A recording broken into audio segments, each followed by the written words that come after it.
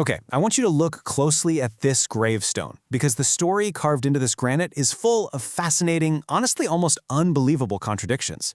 Just notice the text here. It tells us this is a man born in Madras, India, but he's buried thousands of miles away in Saigon.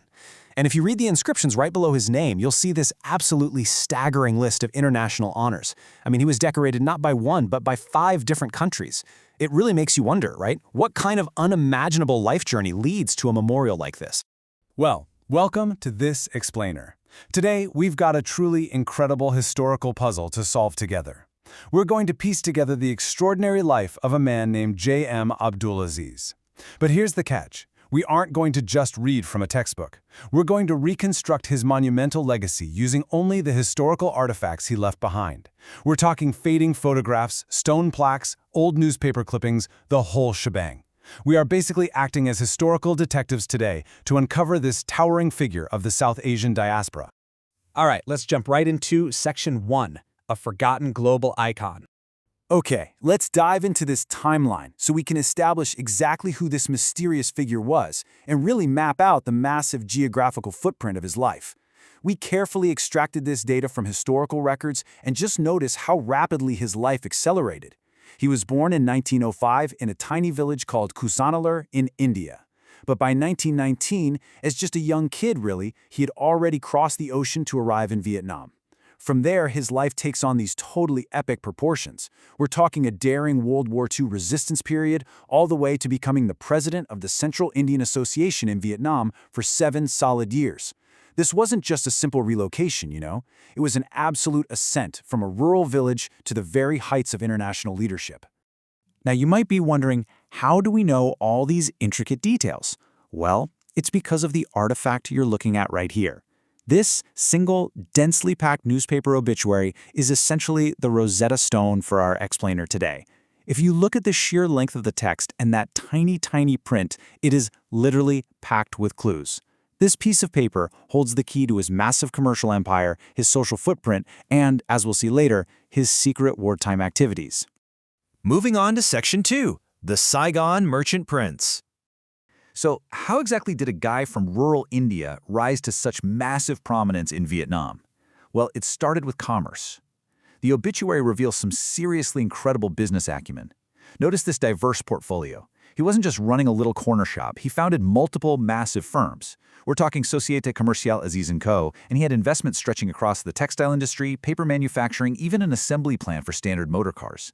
But here's the most progressive and, I think, the most fascinating part. The company Nguyen Hiep. He intentionally structured this as a mixed concern business, partnering directly with local Vietnamese businessmen. So he wasn't just some expat extracting wealth, right? He was deeply, deeply integrated into the local economy.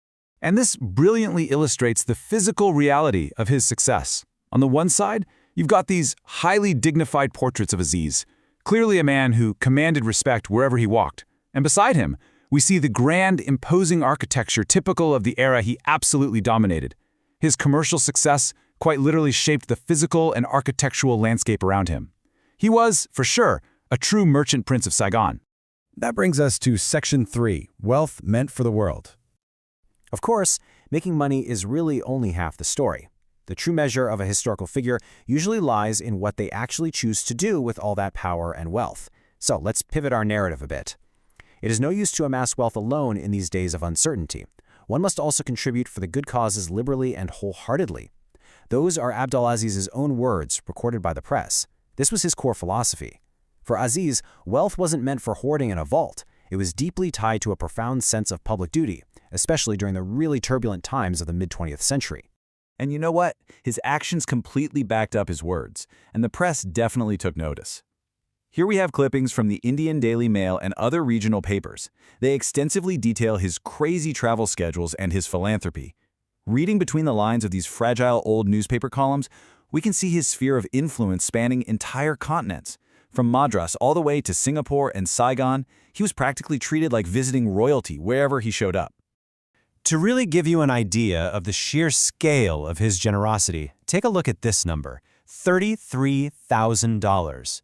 Now, in the mid-1950s, this was an absolute fortune, and this specific, massive donation was given single-handedly to the Raja Sarfoji College Fund in India just to promote education. And here is the literal visual evidence of that exact philanthropic moment. Look at this photo. We see J.M. Abdulaziz standing proudly, just casually chatting directly with the governor of Madras right after the opening of the college he helped fund. His incredible generosity didn't just build schools. It actually gave him the ear of the top regional leaders and political heavyweights of his day. All right, let's look at Section 4, War, Resistance, and Honors. So the crucial point is, we're going to shift the tone a bit here, because tucked away inside that dense obituary we looked at earlier is the most surprising, dramatic, and honestly heroic revelation of his entire life. During the Japanese occupation of Vietnam in World War II, Abdul Aziz didn't flee, and he certainly didn't collaborate just to save his wealth. He actively resisted. The records actually state he was imprisoned and tortured by the military police. And why? For hiding a British officer. He risked his entire empire and his literal life to fight against the occupation. That kind of incredible personal bravery, combined with his immense community service, absolutely did not go unnoticed by the global community. Just look at this staggering list of international knighthoods he was awarded. The Chevalier de la Légion d'honneur from France, the National Order from Vietnam, honors from Cambodia, Tunisia, and even French Somaliland. 5 distinct sovereign honors. I mean, that is just breathtaking. And you can actually see him receiving these honors in these historical photographs here. Notice how he carries himself. He is standing side by side as a total equal among global diplomats, military officials, and international dignitaries. The man from a small village in Madras had truly become a citizen of the world, respected at the very highest echelons of international governance. Which brings us to our final chapter, Section 5, A Diaspora Legacy Carved. Now, what's really interesting about this slide is the physical, lasting evidence he left behind, the permanent markers of a life incredibly well lived. Notice the really striking visual contrast here. On the one side, you've got a traditional dark stone plaque inscribed in beautiful Tamil script representing his local roots in India. And then right next to it, a bright marble plaque from Saigon featuring gold lettering in both English and Vietnamese, dedicating a library and an Arabic school. His legacy literally speaks multiple languages. It's carved in stone across entirely different ends of the Asian continent. This dual-impact legacy really builds a complete picture of the man. On one hand, he heavily supported his local roots in India. We're talking land endowments, college funding, and major industrial investments. But simultaneously, his global reach was just astonishing, funding schools and university libraries in Vietnam and Malaya. He elevated his adopted homes in Southeast Asia without ever once forgetting where he came from. Look at him right here, seated proudly at the absolute center of this large, formal group of his peers. He was the ultimate community leader, a man who united people across borders, cultures, and languages. He left an indelible, permanent mark on the history of the South Asian diaspora.